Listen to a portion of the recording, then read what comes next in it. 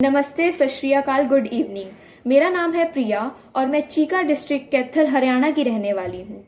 तो जैसा कि आप सब लोग जानते ही हैं कि आज दुनिया भर के किसान दिल्ली में आंदोलन में जुटे हुए हैं। आज 25 लाख से भी ज़्यादा किसान अपने हक की लड़ाई लड़ रहे हैं, जिन्हें ना तो दिल्ली की ठंड रोक पा रही है और ना ही किसी वायरस का डर उन्हें रोक पा रहा है। किसान सिर्फ यही चाहते हैं कि जो 3 बिल केंद्र सरकार ने उनके लिए पास किए हैं उन्हें वह रद्द कर दें। सब नेता बहुत बड़ी बड़ी बातें करते हैं कि वो किसान के लिए ये करेंगे, किसान के लिए वो करेंगे, लेकिन इस आंदोलन में किसी राजनेता ने या वो लोग जो अपने आप को भारत माँ का रक्षक बताते हैं, भारत माँ का सपूत बताते हैं, किसी ने भी आकर किसानों से आज तक ये नहीं पूछा कि उनको रोटी कैसे मिल रही है, वो रोटी खा कैसे रहे हैं। जो 12 किसान शहीद हुए हैं उनके घर परिवार कैसे चल रहे हैं। ये फर्ज है मीडिया का। मीडिया उनसे ये सवाल पूछे और सरकार तक उनके जवाबों को पहुंचाए ताकि उनको थोड़ी सी शर्म आए। लेकिन मीडिया आकर उनसे क्या पूछती है? सरकार ने आपसे क्या कहा? आप लोग मीटिंग में गए थे तो आपने वहां पे चाय क्यों नहीं पी? अरे, किसान वहां पर सरकार की चाय पीने जा रहे हैं क्या? किसान जिनके लिए खेती ही उनकी आन बान शान है, लेकिन सरकार आज उन्हें उन्हीं की जमीन पर मजदूर या गुलाम बना देना चाह रही है। आज नीरव मोदी, मेहुल चोकसी, विजय माल्या जैसे बिजनेसमैन आकर देश का पैसा लूट कर ले जा रहे हैं, लेकिन ना तो तब बैंक कुछ बोलता है और ना ही हमारे प्रधानमंत्री जी कुछ बोलते हैं। लेकिन अगर किसान को 10-15 हजार का लोन चाहिए हो तो बैंक वालों के तन बदन में आग लग जाती है।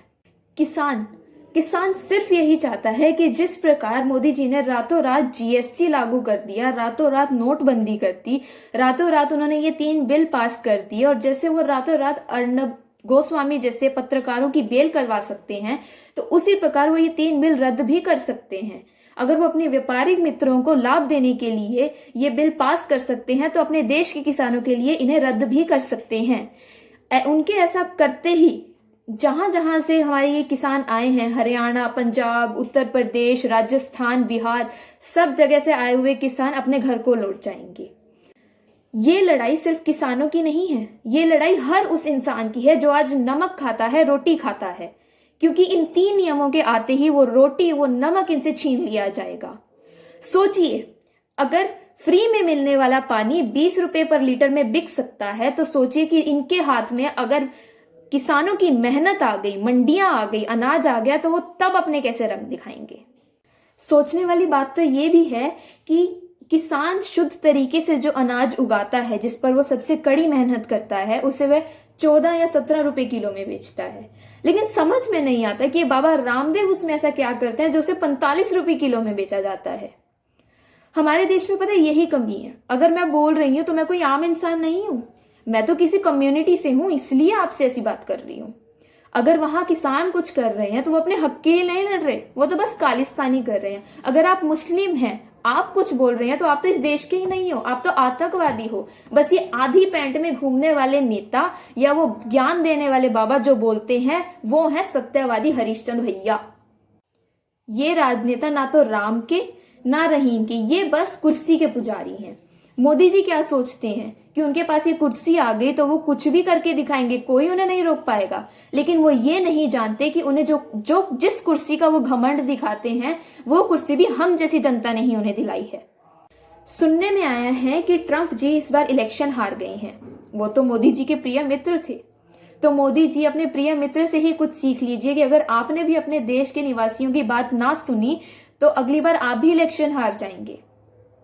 मैं 8th स्टैंडर्ड में थी, मेरे हिंदी टीचर ने मुझे एक बार प्रोजेक्ट दिया कि आप जो पॉलिटिशियन आपको सबसे अच्छा लगता है उस पर चार्ट तैयार करके लेकर आइए।